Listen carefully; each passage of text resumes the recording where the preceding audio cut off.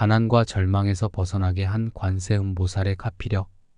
일제 말기 논산군 논산읍 등화동에는 강태희라는 이가 살고 있었다. 선대에는 한 해에 수천석을 추수하던 집안이었으나 차츰 몰락하여 산비탈의 오두막을 빌려 살 지경에 이르렀다. 집안의 몰락과 함께 모든 의욕을 상실한 강태희 씨는 깊은 병이 들어 자리에 눕고 말았고 부인이 떡장수를 하여 겨우 연명하였다. 하루는 강태희 씨의 집에 보명사의 자명 스님이 찾아왔다. 강태희 씨의 문중산에 보명사를 짓도록 해준 것에 감사를 드리기 위해서였다. 그의 집안 사정과 병들고 지친 모습을 접한 자명 스님은 간곡히 권하였다. 불교에 귀의하십시오. 내 혼자 힘으로 어쩔 수 없을 때는 부처님께 의지하고 매달려 조르는 것이 제일입니다. 정성껏 기도해 보십시오. 지금 형편으로는 기도를 드릴 수가 없습니다. 처사님, 기도는 돈으로 하는 것이 아닙니다. 정성스러운 마음만 있으면 됩니다. 맑은 물 한 그릇을 올리고 불보살님의 이름만 외워도 됩니다. 속는 셈치고 노는 입에 염불을 해보십시오.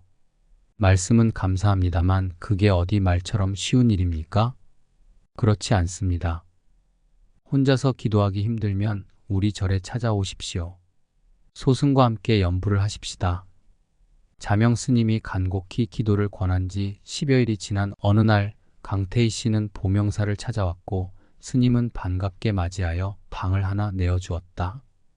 우선 관세음보살을 염송하십시오.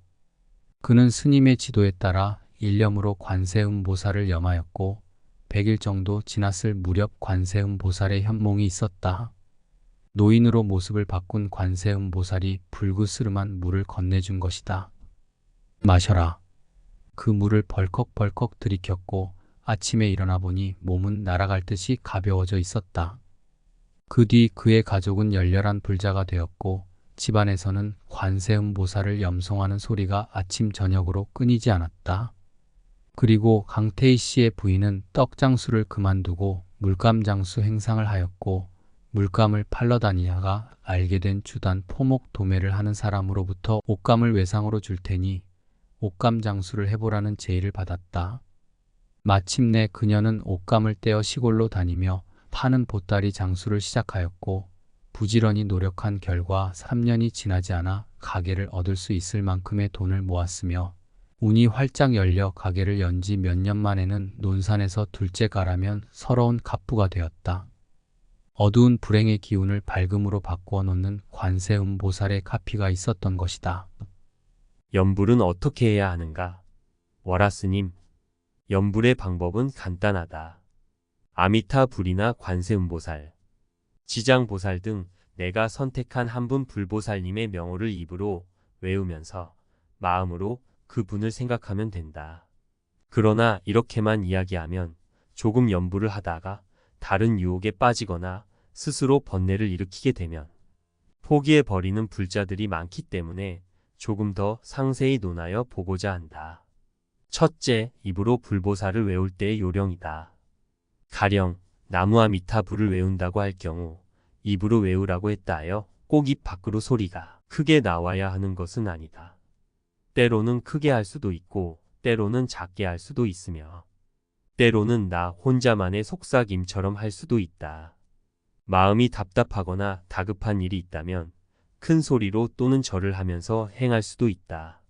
큰 소리로 염불하면 공덕이 크다는 말을 듣고 크게 소리내어 염불하고자 하는 이도 있으나 공덕이 크고 작음은 마음을 얼마만큼 잘 모으느냐에 관련되는 것일 뿐이다. 그리고 염불하는 소리는 끊임없이 이어지도록 하는 것이 최상이다. 남이 듣는 소리가 아니라 나 속에서 끊임없이 이어져야 한다. 밥을 먹을 때도 속으로 나무아미타불을 부르고 뒷간에 가서 볼일을 볼 때도 나무아미타불을 부를 수 있어야 한다. 깨끗한 곳에서는 염불하고 더럽고 추한 곳에서는 염불을 하지 않는다고 하면 그것은 이미 참된 염불이 아니다. 염불은 깨끗하고 더러운 것, 즐겁고 괴로운 것, 곱고 미운 것 등 모든 상대적인 것을 넘어서는 수행법이다. 그러므로 어디에서나 한결같이 그리고 꾸준히 불보살의 명호를 부르는 습관을 들여야 한다. 자꾸만 염불하는 습관을 들이라는 것이다. 둘째, 마음으로 불보살을 생각하라는 것은 관상을 하라는 것으로 부처님의 모습을 뚜렷이 떠올릴 수 있도록 하는 것이다. 관상을 함에 있어 가장 쉬운 방법은 고요히 앉아 불보살의 형상을 생각하는 것이다. 그리고 차츰 익숙해지면 앉거나 서거나 길을 걷거나 대화를 하거나 부처님의 모습을 떠올릴 수 있다. 또 다른 관상법은 불보살의 권능을 생각하는 것이다. 만약 나무 아미타불을 외운다면 아미타 부처님의 무량한 수명이나 한량없는 광명을 관상할 수 있고, 관세음보살을 외운다면 관세음보살의 한량없는 자비를 생각하면 된다. 셋째, 나에게 매우 다급한 일이 일어났을 때의 염불은 그야말로 열심히 몰아붙이지 않으면 안 된다. 애가 타고 애간장이 녹아날 것 같은 일하면 이것저것 생각할 겨를이 없다. 그야말로 배고픈 아이가 어머니를 찾듯이, 목마른 이가 물을 찾듯이, 중병을 앓는 사람이 용한 의사를 찾듯이 간절한 마음으로 매달려야 한다. 넷째, 평소 신행생활의 일환으로 염불을 하는 사람들에게는 꼭 권하고 싶은 것이 있다. 그것은 스스로의 발언문을 만들어 보는 것이다. 평소 스스로가 생각하고 이루었으면 하는 일들을 모두 적은 다음 그것을 축약하여 발언문을 완성시켜 보라.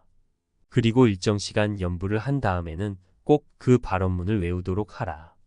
그야말로 금상첨화와 같은 염불 수행을 할 수 있을 것이다. 다섯째, 염불을 할 때 번뇌가 일어난다고 하여 걱정할 필요는 없다.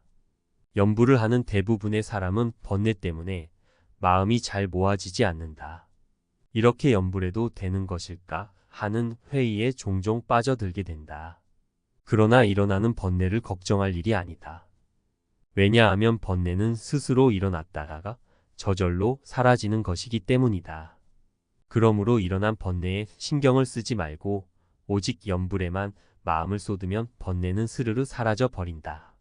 더욱이 우리 중생들은 다생다겁을 번뇌와 벗하며 살아왔기 때문에 짧은 시간 안에 번뇌를 완전히 잠재운다는 것은 결코 쉽지가 않은 일이다. 그러나 번뇌와 상관하지 않고 염불에 계속 마음을 모아 나아가면 마침내는 삼매를 이루어 해탈의 즐거움을 중득할 수 있게 된다. 이상의 5가지에다 나의 지극한 정성을 담아 염불을 해 나가면 살아서나 죽어서나 불보살과 함께 하게 된다. 명심하라. 명불 수행에 있어 가장 중요한 것은 정성성 이 한 글자, 곧 우리의 지극한 마음이다. 정성을 다해 부처님의 명호를 부르며 나의 마음을 간절하고 지극하게 모으면 불보살님과 저절로 개합될 수 있을 것이다. 정성껏 정성을 다해 마음을 모으고 또 지극히 모아 불보살을 부르고 불보살을 생각하기 바란다.